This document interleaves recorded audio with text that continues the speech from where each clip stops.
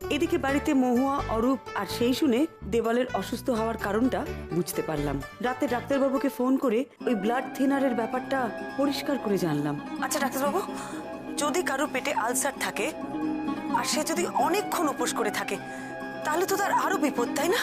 তার বলতে খুবই খারাপ। পরদিন এক নতুন অজুহাত নিয়ে বেরিয়ে পড়লাম শুভ্রাদের বাড়ি। মহুয়াদের বাড়িতে যাবো তো। ও, তুমি মহুয়াদের বাড়ি যাবে? হ্যাঁ, শুভ্রাদের বাড়িতে জানালাম শুভ্রার মৃত্যুটা যে খুন তার প্রমাণ পাওয়া গেছে। এরপর যদি কিছু বলতেই হয় পুলিশ এলেই বলবো। এই তো পুলিশ এসে গেছে, এবার নিশ্চয়ই আপনাদের কথা বলতে আপত্তি নেই। এই বাড়িতে আপনাদের মানে শুভ্রার কোনো সন্তান ছিল না, গোপার একটি মাত্র মেয়ে। আর শুনেছি শারীরিক কারণে গোপার আর সন্তান হওয়ার কোনো সম্ভাবনা নেই, সেই জন্য ছেলে সন্তান হওয়া নিয়ে শুভ্রার উপর চাপ দেওয়া হতো, তাই তো?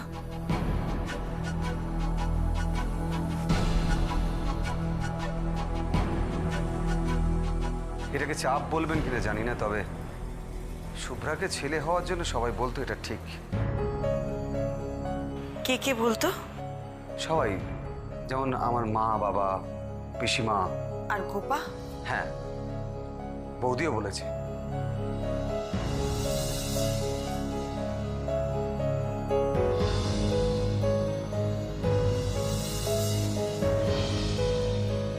প্লিজ দিদি ভাই, তুমি অন্তত আমাকে এভাবে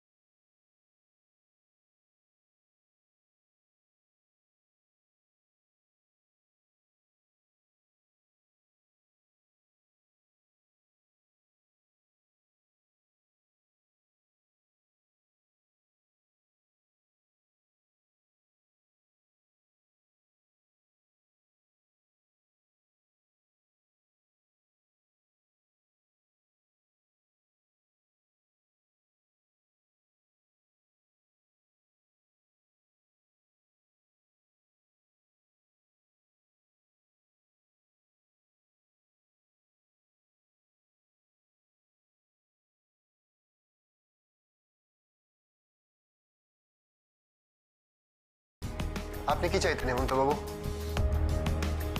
কিছু না। কেন? আসলে শুভ্রা অ্যাকিউট অ্যানিমিয়ার পেশেন্ট ছিল তো।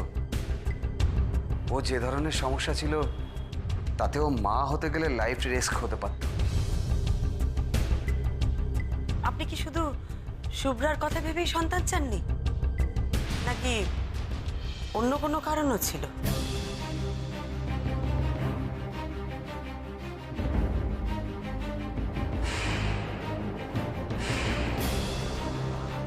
অন্য কারণ? অন্য আর কি কারণ হতে যাবে? আপনার একজন বান্ধবী আছে, তাই না হেমন্ত বাবু?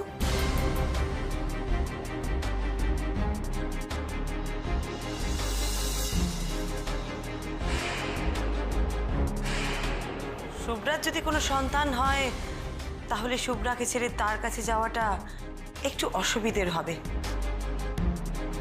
সেই জন্য হয়তো।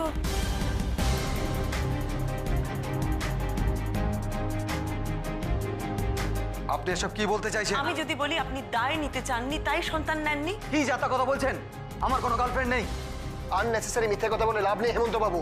আপনার দাদা আপনাদেরকে অনেকবার একসাথে দেখেছে, তাছাড়া আপনার অফিস কলিগরা আপনাদের সম্পর্কের ব্যাপারে স্বীকার করেছে। ও, তার মানে আপনি আমার অফিসে লোক লাগিয়েছেন, তাই তো? আচ্ছা, আমাদের আমাদের আমাদের পরিবারের উপর এত এত রাগ কিসের? আপনাদের এত মান সম্মান নিয়ে টানাটানি করছেন কেন? কিসের রাগ এত?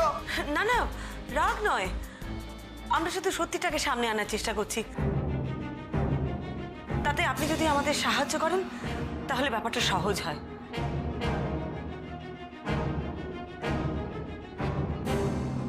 আচ্ছা, শুভ্রার সঙ্গে আপনার প্রায়ই ঝগড়া হতো, সেটা কি আপনার এই সম্পর্কের কারণে? না, ও এসব ব্যাপারে কিছু জানতো না। তাহলে ঝগড়া কি নিয়ে হতো? কি আবার, শুভ্রা কিছুতেই ওষুধ খেতে চাইতো না। কেন?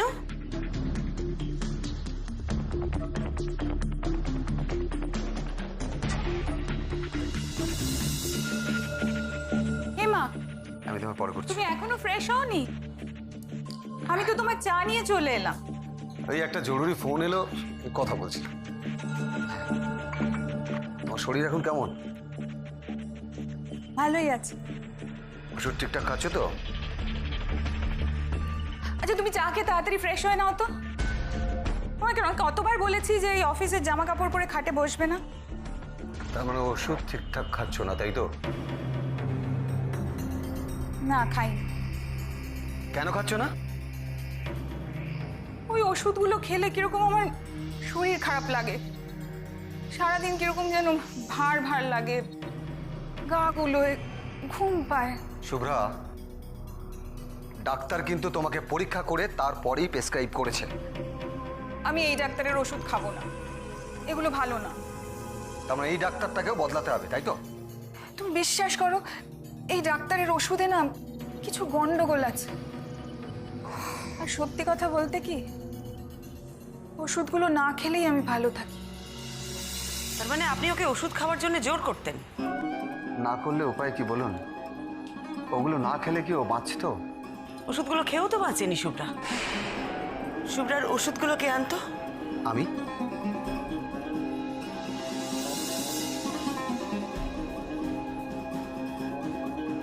ওষুধ এনে আপনিই শুভ্রাকে দিতেন? আসলে আমি তো সবসময় বাড়িতে থাকি না, আর ওকে জোর করে ওষুধ না খাওয়ালে ও খেতে চাইতো না। তাই আমি ওষুধগুলো এনে মায়ের হাতে দিতাম।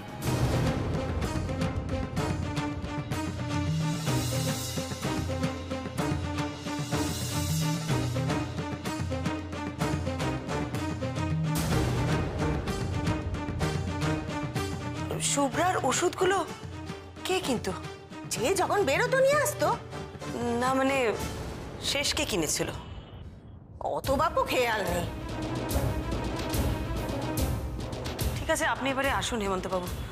দয়া করে যদি মাসিমাকে মানে আপনার মাকে একটু এ ঘরে পাঠিয়ে দেন, খুব ভালো হয়।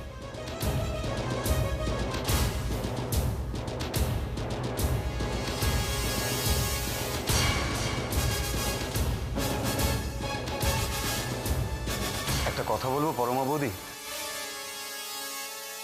আপনি বিশ্বাস করবেন কিনা জানি না, তবে আমি শুভ্রাকে খুব ভালোবাসতাম। অন্য কোনো মেয়ের কথা কোনোদিনই ভাবিনি, কিন্তু দিনের পর দিন রোগে ভুগতে ভুগতে, ওষুধ খেতে খেতেও যেন ইদানিং কেমন খিটখিটে হয়ে গেছিল। আমি মানছি আমার বান্ধবী আছে, যতই বান্ধবী থাকুক না কেন, ওকে কোনোদিন ছেড়ে দেবো এটা স্বপ্নেও ভাবতে পারি না। আর মেরে ফেলা তো অনেক অনেক দূরের কথা।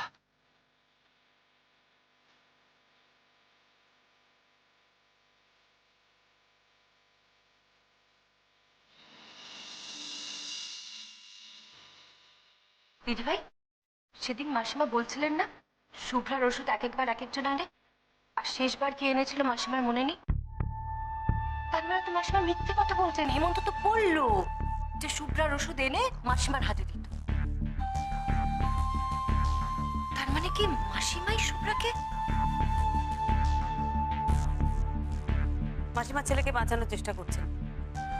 ওর নামটা বললে পাছে হেমন্ত ফেসে যায়, তাই।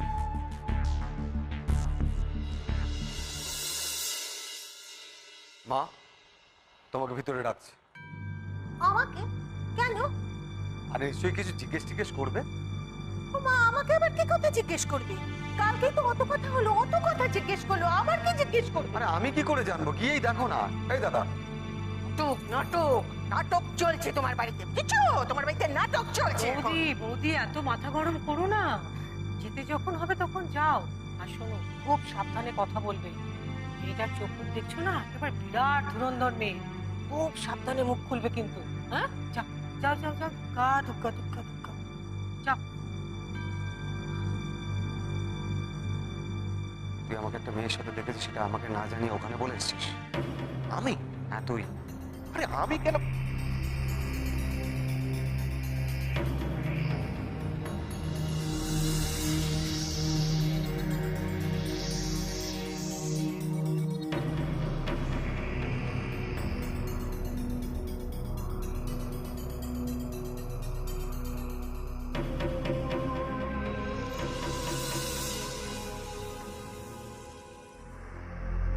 আসুন মাসিমা, বসুন।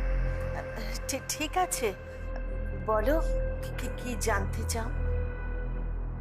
আচ্ছা মাসিমা, হেমন্ত বাবু শুভ্রাবতীর ওষুধগুলো আপনার হাতে এনেই দিতেন, তাই তো? না বাবা, সে তো অস্বীকার করে লাভ নেই মাসিমা। হেমন্ত বাবু নিজের মুখেই কথাগুলো বলেছেন। কাল আপনি ওনাকে মিথ্যে কথা বলেছেন। শুভ্রা বৌদিকে ওষুধ আপনিই খাওয়াতেন, তাই তো? না না, আমি ওষুধ খাওয়াবো কেন? আমার বয়স হয়েছে, আমি নিজের ওষুধই নিজে মনে করে খেতে পারি না, তা আমি অন্যকে কি খাওয়াবো?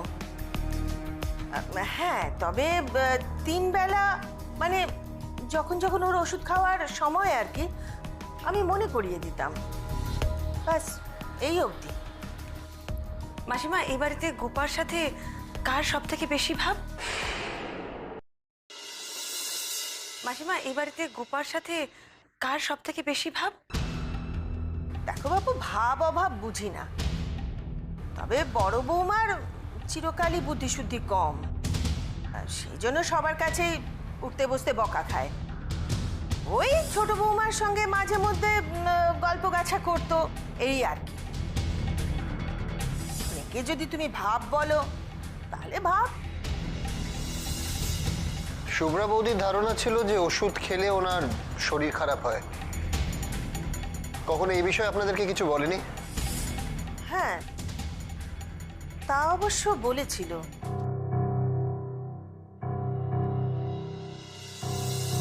আচ্ছা ছোট বৌমা, তুমি বারবার কেন এক কথা বলো বলো তো? হ্যাঁ, ওষুধ খাবো না, ওষুধ খাবো না।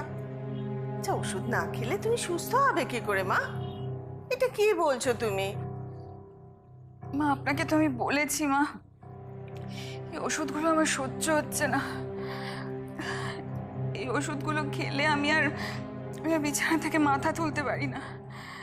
সারাদিন গা গুলোয় বমি পায়, ঘুম পায়। এই হয়েছে আমার এক জ্বালা, বুঝলে তো? এই হয়েছে আমার জ্বালা। আশ্চর্য, তুমি বললে বলে আগের ডাক্তারকে বদলে দেওয়া হলো। হ্যাঁ, এবার নতুন ডাক্তার এসে গেল সপ্তাহে সে ওষুধও তো বদলে দিলেন, এখনো তুমি বলছো তোমার এই ওষুধ সহ্য হচ্ছে না? বিশ্বাস করুন, ওষুধগুলো খেলে না কিরকম যেন আমার শরীরের মধ্যে আনচান আনচান করতে থাকে। ছোট বৌমা,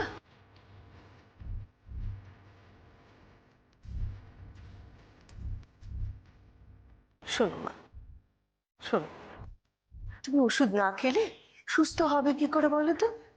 হ্যাঁ, সুস্থ হবে কি করে? তুমি কদিন ধৈর্য ধরে ওষুধগুলো খাও, দেখবে তুমি বল পাবে, তখন সব অসুবিধে তোমার দূর হয়ে যাবে মা। কেন ছেলে মানুষই করছো? কেন ছেলে মানুষই করছো মা? এই ওষুধগুলো যদি তুমি না খাও তাহলে তোমার শরীরে রক্ত হবে, হ্যাঁ, তুমি সুস্থ হতে পারবে? লক্ষ্মী মা আমার, ওষুধগুলো খাও, লক্ষ্মী মা। তার মানে ওনার অস্বস্তি হয় জেনেও আপনি ওনাকে ওষুধ খাওয়ার কথা চালিয়ে যেতে বলেছিলেন, তাই তো? সেটা আমার জন্য, ওর ভালোর জন্য নয়। পরমা, তোমাদের জন্য একটু চা করে আনলাম। শোকের বাড়ি, এর থেকে আর বেশি কি করবো বলো তো? Thank you.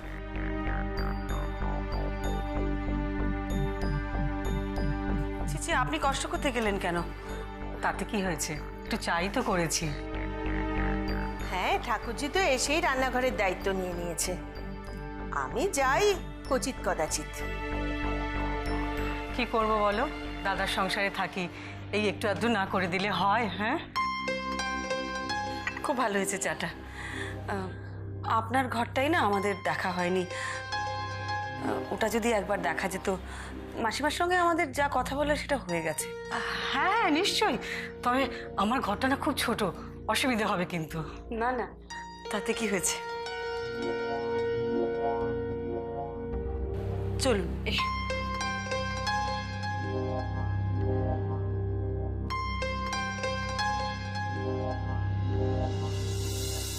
তারপর মাসিমা,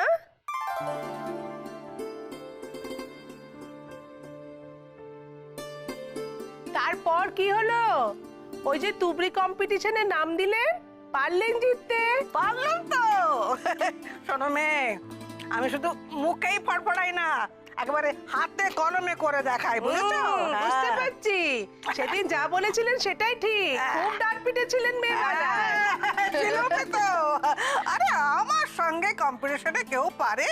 তাই তো। শোনো না, হ্যাঁ। আমার মতো তুবড়ির মশলা ওই তল্লাটে কেউ মাখতে পারতো না। এটা কিন্তু একদম ঠিক জানেন, হ্যাঁ। ওই মশলা মাখানোটাই হচ্ছে আসল। মশলাটা যদি কার থেকে শিখেছিলেন মশলা মাখা? কাকা। তাই? হ্যাঁ, আমার সেজো কাকা আমাকে হাতে ধরে শিখিয়েছিল। আমার পিঠ চাপড়ে বলেছিল, তুই হচ্ছিস আমার আসল সাগরে। তা এত যে মশলা মাখা শিখলেন, কি হলো শেষমেশ? পারলেন জিততে? আরে পারলুম তো। দিদি, ও দিদি, আপনি এখানে? আমি কখন থেকে খুঁজছি আপনাকে। গন্ধে গন্ধে এসে গেছে। তা কি চাই? কি চাই বলছে এখানে? আপনার সঙ্গে নয়, আমার ওই দিদির সঙ্গে কথা আছে। ও দিদি, বলছি আপনার মেয়ে নন্দকে নিয়ে কোথায় গেল? এই মরেছে। ও বা, আপনি বুঝি জানেন না? না, কি করে জানবো? নন্দ তো আমাকে কিছুই বলেনি। কি বলছে গো মেজর মা? কি বলছে? ওই যে আপনার নাত বৌমারা কোথায় সেটা জানতে চাইছে। ওরা না লক্ষ্মী আনতে গেছে। ওই যে সামনেই লক্ষ্মী পুজো, আপনি জানেন তো? ও লক্ষ্মী ঠাকুর আনতে গেছে? দেখো, আমাকে কিচ্ছু বললো না। ইস, আমি তাহলে সঙ্গে যেতে পারতাম। কোথায় গেছে আনতে? কোথায়? গোকুলে। গোকুল? সেটা কোথায়? খুব বড় বাজার বুঝি? হ্যাঁ গো, খুব খুব বড় বাজার। তোমার এ বদিবে যে গোকুলে বাড়ি চেষে, তার নাম মহুয়া সুন্দরী।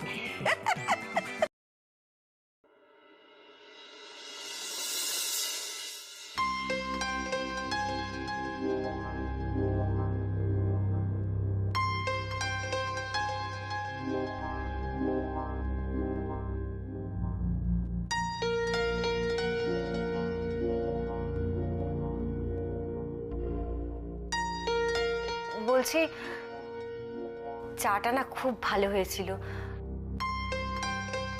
আরেক কাপ হতে পারে? মানে যদি আপনি কিছু মনে না করেন, অফকোর্স। হ্যাঁ হ্যাঁ, আমি এক্ষুনি করে আনছি।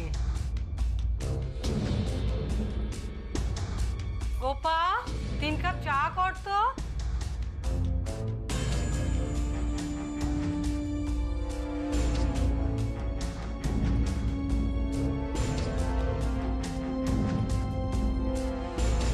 মাসিমা, আপনার শরীর তো খুব খারাপ দেখছি। বাবা, ইঞ্জেকশন নিতে হয়। হ্যাঁ হ্যাঁ, বয়স হয়েছে তো। ও, সুগার তার মানে খুব হাই, মানে একদম ইনসুলিন নিতে হচ্ছে দেখছি। আপনি নিজেই নেন না বাড়িতে কেউ দিয়ে টিয়ে দেয়? না না না, আমি নিজেই নেই। কি বলতো, এই কদিন আগে ধরা পড়লো জানো তো, আর ধরা পড়ি একেবারে তুঙ্গে। হ্যাঁ বাবা, একেবারে ইনসুলিন স্টেজে চলে গেছে তো। আমার বাবারও জানেন তো খুব হাই ব্লাড সুগার ছিল। আমার বাবাকেও দুবেলা ইনসুলিন নিতে হয়।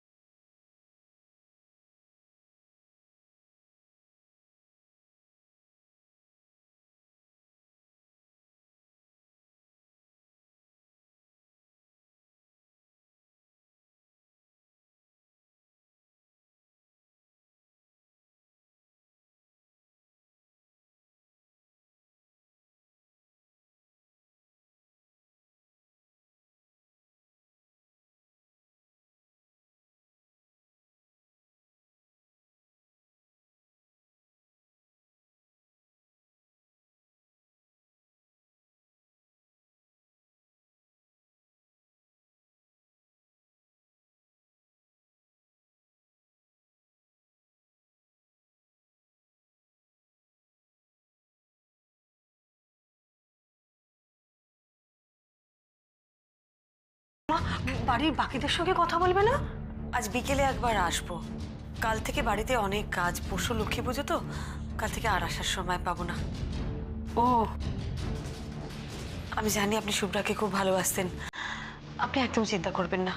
শুভ্রাকে যে মেরেছে তাকে আজ বিকেলের মধ্যেই আমি খুঁজে বার করবো।